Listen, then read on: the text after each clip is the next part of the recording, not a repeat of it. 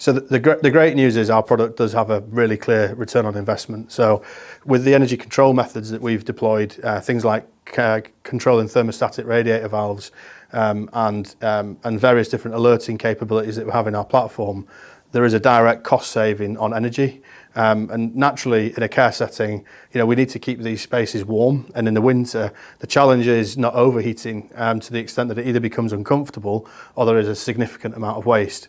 So with our products, you can be confident that those thresholds have been set and managed by the platform and by the technology, which will also underpin a very clear savings profile throughout the period. And we've modelled this for all the clients in all the various different settings that we're active in. And a 24-month payback is always achievable. Sometimes it's much quicker than that. So it's unusual to have a product like this that is kind of a net new technology with a very, very clear return on investment.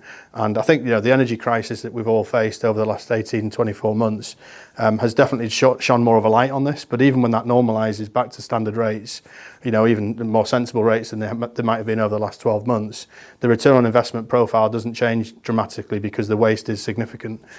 Back in the day of using the window to regulate temperature, that's a logical thing to do, but it's not a very efficient thing to do from a cost perspective. So, the return on investment is primarily around energy cost savings. But as I've spoken about, and those that know our product will understand, there are lots and lots of layers of value that overlay that.